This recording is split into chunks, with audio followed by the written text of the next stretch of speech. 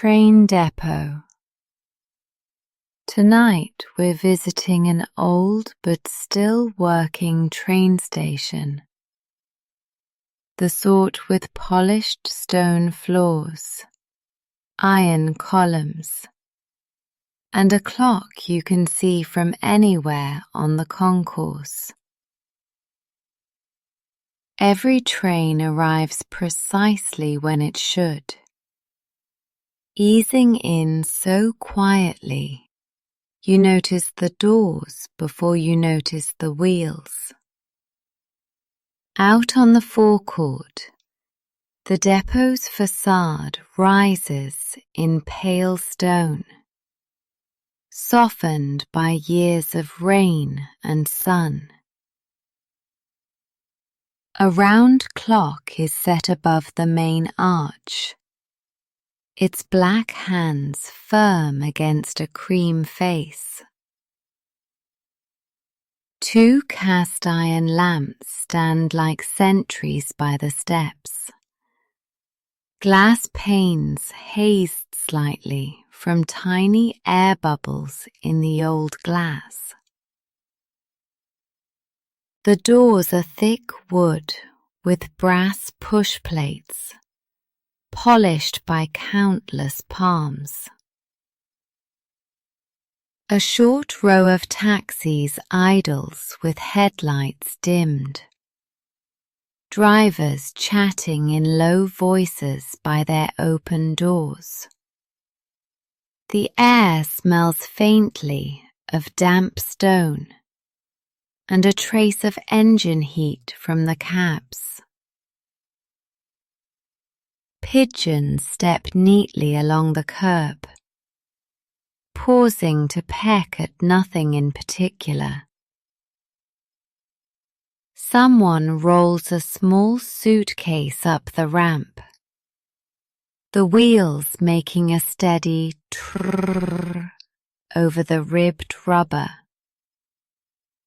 When the doors swing open, they release a warmer scent of tea, paper, and dust. The entrance hall is big and simple, a rectangle with a high skylight and a floor of square tiles the colour of faded honey. Sound spreads evenly here, so a cough seems gentle and footsteps soften.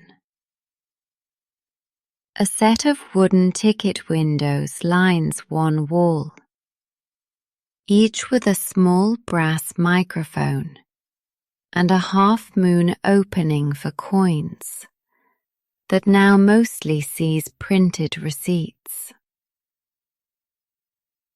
Above the windows, an old departure board still flips its letters with a delicate tick, though it's driven by modern circuits behind the frame.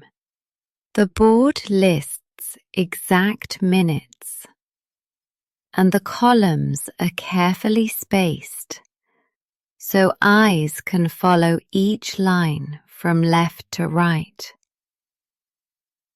A narrow bench sits under a row of framed photographs showing the station in earlier decades.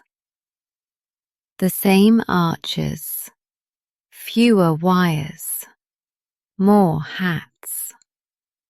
A porter's trolley leans against a pillar, the wood worn smooth at the handle. Overhead, the skylight shows a square of evening cloud, pale and layered like shavings of slate. A cleaner in a navy tabard nudges a mop along the edge of the wall, steering around the legs of a large plant settled in a blue ceramic tub. The station master's office looks out through a small interior window. with a sliding pane.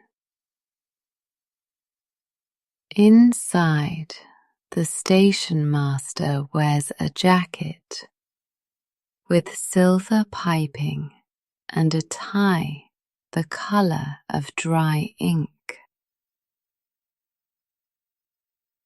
He keeps a thick ledger on his desk, even though the computer handles almost everything.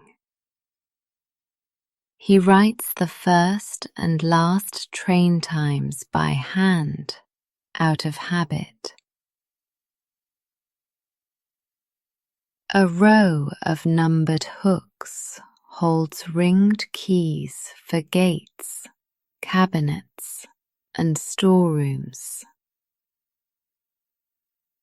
A wooden stamp sits in an ink pad, its rubber face trimmed crisply, ready to press a date into a paper if anyone still asks for one. On the wall, a chart shows the week's engineering checks, gutter clearing, platform lamp inspections, test of the tannoy. A shallow tray holds lost items waiting for their owners.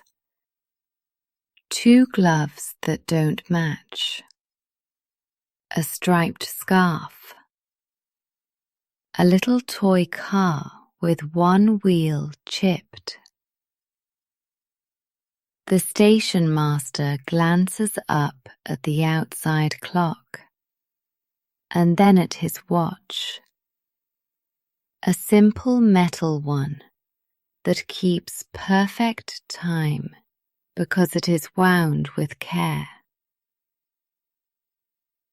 He lifts the office window a little and listens, as if the air itself carries the timetable.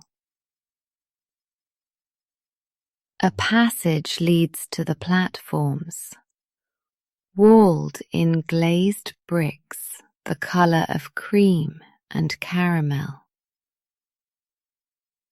The corridor smells mildly of stone cooled by shade. On the platforms, ribbed tactile paving runs along the edge like a soft warning underfoot. Iron columns rise into a canopy of riveted beams and glass panes. Each pane perfectly rectangular, except for one, which shows a small ripple like a frozen wave. The benches are old wood with cast iron sides, their paint rubbed thin where hands always rest. Planters in waist-high tubs hold small shrubs and lavender, the leaves damp from a recent misting by the gardener, who wears green rubber gloves. At the far end, a low wall separates the station from a narrow canal. Sometimes you can hear a duck chuckle to itself out of sight. Yellow lines along the edge are freshly painted, bright and straight. A bin for newspapers is tucked beside a pillar, full of yesterday's headlines, folded and neat.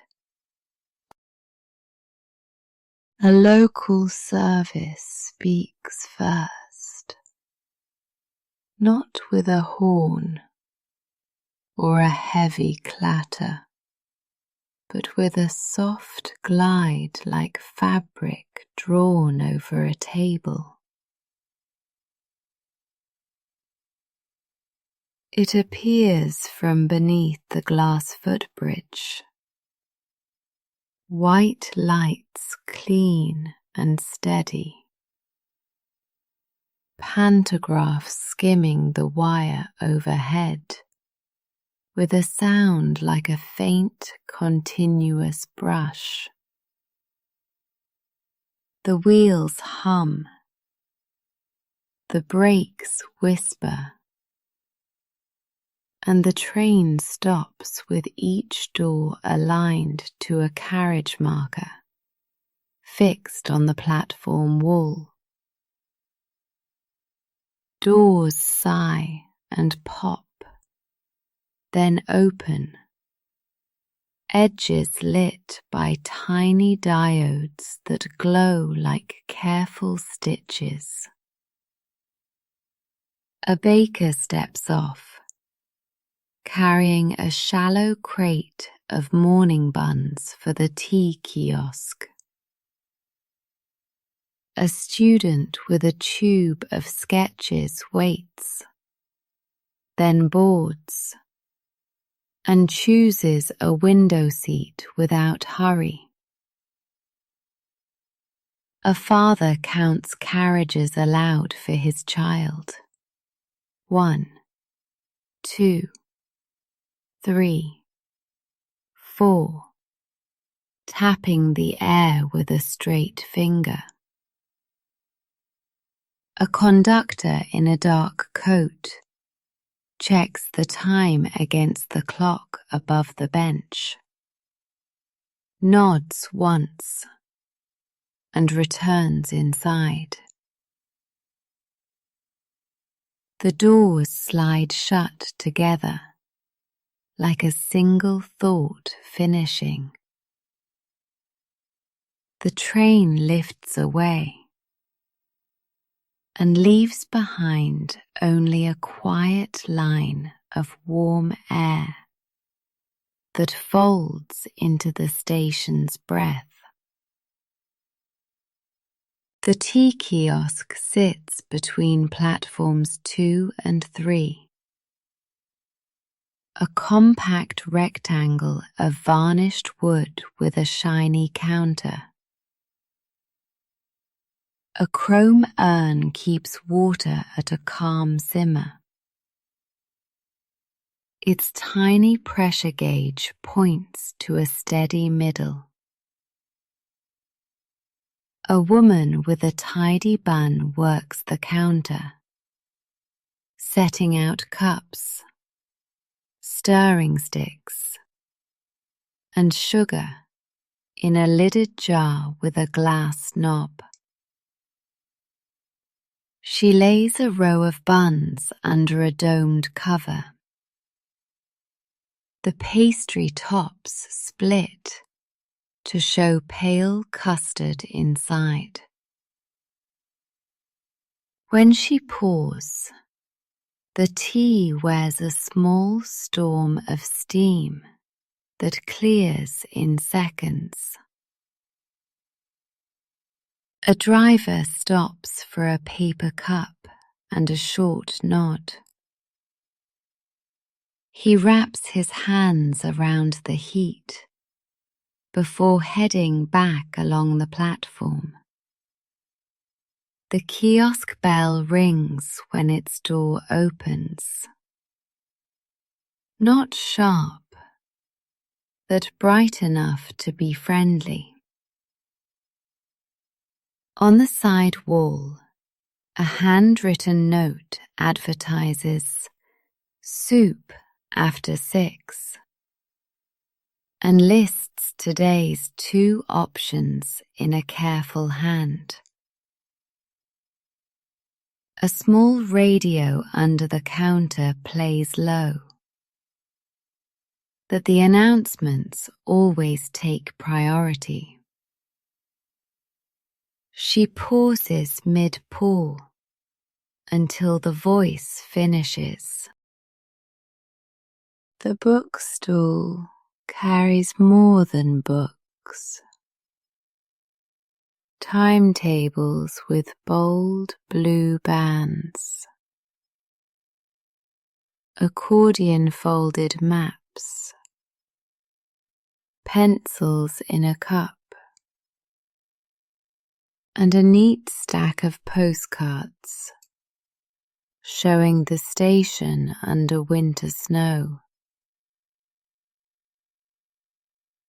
The man at the stall wears a cardigan with leather patches at the elbows and glasses fixed low.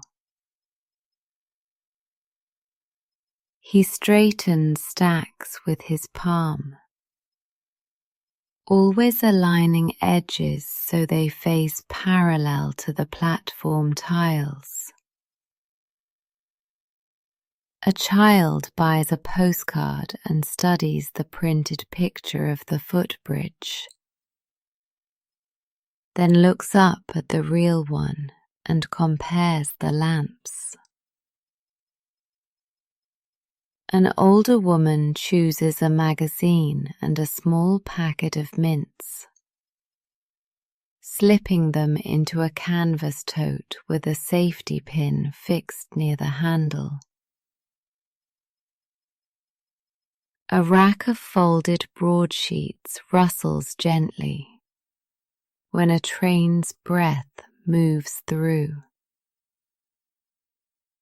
The stall's ledger sits open, each line a neat list of titles and prices. A scratch of pencil where a coin came in short and was made up with a smile. A box labelled "Found Notes" contains slips of paper left inside returned books. Numbers. Doodles of rectangles shading into cubes. A grocery list that simply reads apples, tape, patience. The stall keeper lifts his head whenever the tannoy clicks on, as if the voice were a regular customer. At the end of the platform, a glazed room overlooks the ladder of tracks. This is the signalling room, though the great metal levers have long since been replaced by a console with square buttons that glow gently. On the wall hangs a diagram of the station throat. Lines drawn in clean white on dark blue. Tiny bulbs showing occupancy, flicking from void to bright and back again. The dispatcher keeps a pencil behind his ear and a mug that says, "Stay sharp," next to a coaster cut from an old timetable. He tracks the trains by sound and by the slow, certain dance of lights across the panel. When a route sets, a little chain of greens runs forward, and the overhead indicator clicks once. He listens for that click, as others listen for rain on a roof. A laminated sheet lists contingencies in clear type, though it rarely leaves its hook. He keeps a pair of binoculars on the sill to check a distant signal through the glass. when fog presses down from the river. He writes the exact second of arrival into a narrow notebook whose pages ripple slightly at the edges from damp air and time. Maintenance here is gentle and constant, like breathing. A man with a brass polish cloth lifts the shine of the banister finials until they throw back the light from the platform lamps. Another kneels by the painted line with tape to keep the edge crisp as he touches it up. A pair of electricians open a metal cabinet, its interior perfectly tidy. Wires labelled with printed slips. They test a circuit, nod at the stable reading, and close the door with a soft latch. A tall woman with a tool belt replaces a cracked tile near the drain, matching the tone and the grout, so the repair disappears. A gardener in a waxed jacket trims back the lavender and pushes his wheelbarrow slowly, stopping to water the shrubs with a long-spouted can that pours without splashing.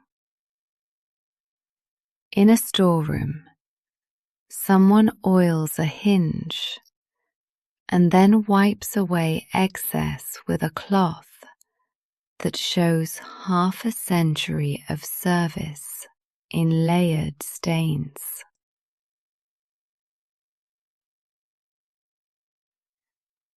A ladder is moved from one column to the next, feet padded with rubber, the rungs thunking gently into the shoulder as it travels. Every task is written down and ticked in a margin that grows a field of small square check marks. The station cat sleeps on a radiator cover inside the waiting room. A tabby with a splodge of white across his nose, like misapplied paint. He stretches, folds himself into a loaf, and snores very softly until the radiator clicks off, and he opens one eye in surprise. A brass tag on his collar reads Sid. Sid takes a slow patrol from bench to bench, inspecting shoe tips and bag straps, accepting a scratch from a commuter who never tries to pick him up. Pigeons step confidently outside, toes pink and clever against the granite. They keep to the dry strip under the canopy, pacing their beat like miniature inspectors. Sparrows run delicate operations in the rafters, popping in and out through narrow gaps between glass and beam. Every hour, A few feathers release and drift, turning once, twice, before being caught by a low current of warm air and sent toward the far end. No one chases the birds. A simple mesh keeps them from the food counters, and they keep the rest of the station lively with small wings. In autumn, one robin visits the far planter and studies its own reflection in the kiosk window. Sid ignores the robin. The robin ignores Sid. The announcements come from a calm voice that never rushes and never drifts. The speaker fades in with a single click and releases each sentence as if it were resting on evenly spaced shelves. There are no chimes here, just the voice and a brief breath at the end. She lists the platform, the destination, the stops in between, in a steady order that fits the board perfectly. No word overlaps another. The voice leaves a narrow alley of silence between them, where a listener can step in. The microphones are checked daily. Any rough edge in the sound is traced and smoothed. When a train is on time, and they all are, the tone has a barely there warmth like a nod. When a platform changes, which is rare, the voice lowers slightly, only to return to the usual level once the information is shared. The station seems to lean toward the speakers when they wake, and then return to its own small tasks when they sleep. In the parcels room, a roll-up door opens onto a short strip of asphalt and a steel awning. Trolleys with wooden decks and blue wheels stand in formation along one wall, their handles looped with bungee cords. Labels hang from string as neat as laundry. Origin, time, destination, in a clear, blocky font. A man with a barcode scanner moves along the rows, the device chirping now and then, like a tiny bird. A stack of narrow boxes sits ready for the late shuttle, each with a printed hazard stripe showing its fragile glass. A bicycle courier arrives with a square pack and peels off his gloves with small pops. He stands in the doorway to cool down and listens to the rumble of a freight train crossing the distant viaduct, a sound like a held breath released. A chalkboard lists arrivals in neat columns that are erased clean at the end of each day, with a felt eraser that leaves a faintly damp scent in the room. When the door rolls down again, it settles onto its rubber strip with a soft thud, and the space grows quiet, holding the faint ticking of a wall clock. The old waiting room keeps its original benches, dark wood rubbed soft at the corners. The radiator under the window clangs once when it starts, and is silent after. A communal coat hook bears a single umbrella with a curved handle. A note tied to it reads, "Take if you need. Bring it back when you can." A fisherman sits with a slim rod case between his boots. He checks the case latch twice, then rests his hands on his knees. A nurse in a mint-coloured cardigan taps a message into her phone with her thumb, and then looks up at the clock and smiles to herself. Two choir singers pass a bottle of water and practice a single line under their breath, perfectly in tune, not more than a murmur. A cyclist folds a small bike in a quiet, practiced motion, magnet clasping the halves together, chain protected by a tucked cloth.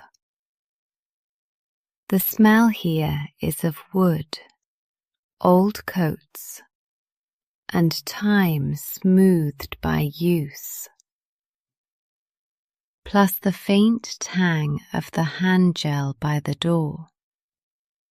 Sid decides this room is warm enough and curls up under the last bench on the left. When dusk settles hard against the glass, the platform lights hold a clean circle of space around every bench. Another train slides in, a commuter set this time, long, even silver along the sides, with a narrow stripe of colour.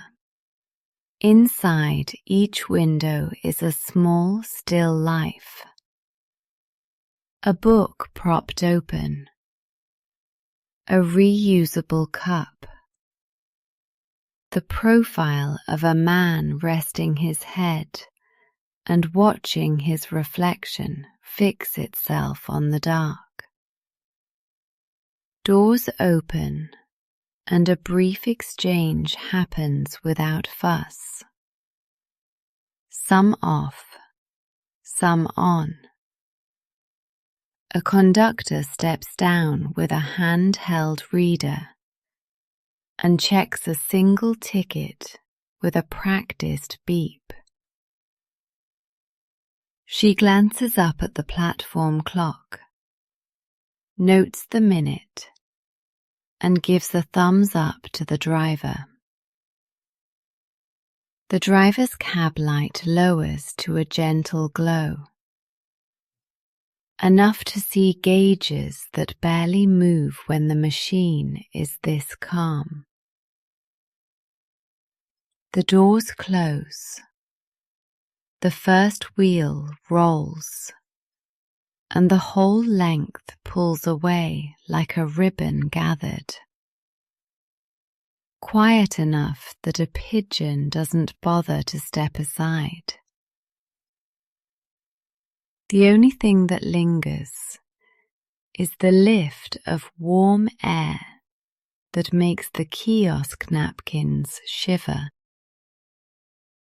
Up the stairs to the footbridge. footsteps fall solid on wood, softened by generations of souls. The railing is a perfect height, and the top rail is smooth from hands. Through the glass, you can see the whole spread of the station. Platforms like tidy shelves, trains like bright bars, the far wall reflecting little squares of light. Beyond, low rooftops line the canal, chimneys dark against the paler sky. A narrowboat moves under the road bridge, leaving a crease on the water that flattens again by the time you look back.